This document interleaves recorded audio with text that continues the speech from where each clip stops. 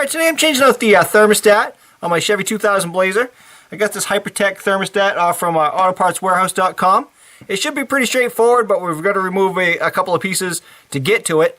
So let's go ahead and get started.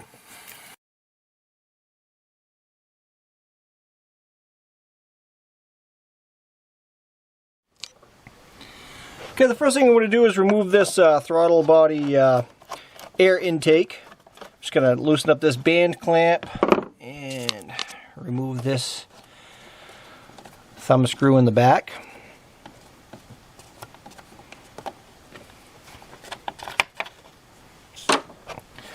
And there's a little diagram on here. It shows you basically lifting up in the back and pulling forward. Just kind of stick that out of the way.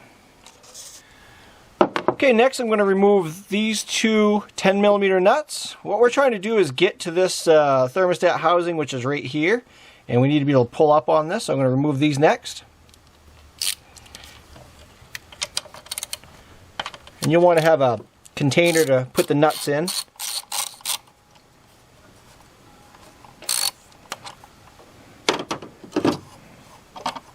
And you want to try not to drop any. Okay, I'm just going to pull this up out of the way here. Set it off to the side. I think that's all I need to do to get at this. Got a little plastic clip here that I've got to remove. It's going to go back on when we're done. I'm going to spray those down a little bit. Looks like they've been on there a while. Alright, I've got a 13mm deep and a longer extension here so I can get some leverage on it. And before I go too far, I'm going to break the other one loose here.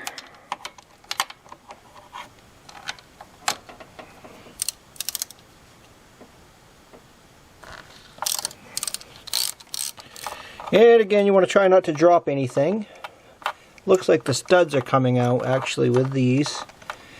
But what I like to do is when I get to the end of the threads, whether it's a nut or a bolt, take my finger and kind of put it down underneath the socket and lift up.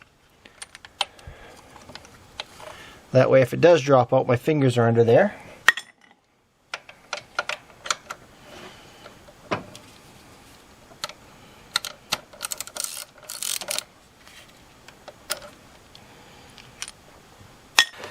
Okay, so we may lose a little bit of antifreeze here. You could drain a little bit out from the bottom of the radiator. I'm in a garage, so it's going to leak onto my floor, and I'll clean it up afterwards. If you're outside, you might want to drain a little bit out. Obviously, you don't want to let your animals around this stuff because they actually like the taste of it, and it's not good for them. So make sure you're cautious when you're working with antifreeze. Let's see if we lose any.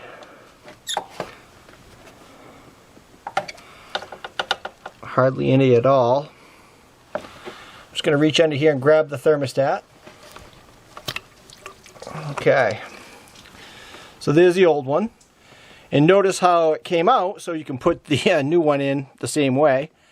So obviously it protrudes down into the block.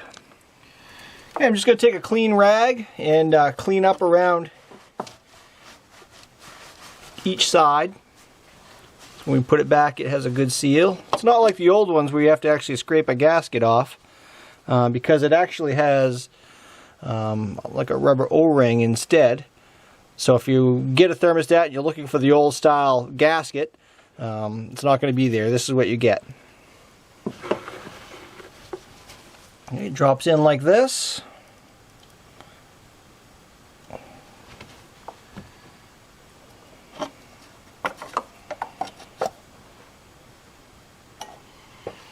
And we're going to put it all back together. Okay, and like with most of my videos, I always say finger tighten first. You want to make sure that the bolt or the nut or the stud is all properly threaded before you start hitting it with a ratchet. Because if it's cross-threaded and you start hitting it with a ratchet, you're going to make it worse. When you finger tighten, if it's cross-threaded, it's probably not going to do too much damage. So let me get the ratchet here. Okay. Next we have to put the bracket back on here. Oop. Actually, we need our plastic clip. And that, I don't know if I showed taking that off. That just basically sat down over this stud like this. Just keeps this hose off the alternator a little bit. Okay, we had the two 10mm nuts. They go right here and here. And you don't need to go animal on these things. They're just holding the bracket on. Okay. This goes on front side first, clips under here. And remember, you've got a little hose on the back here that if it comes off, you need to put that back on. Get that on. That's it.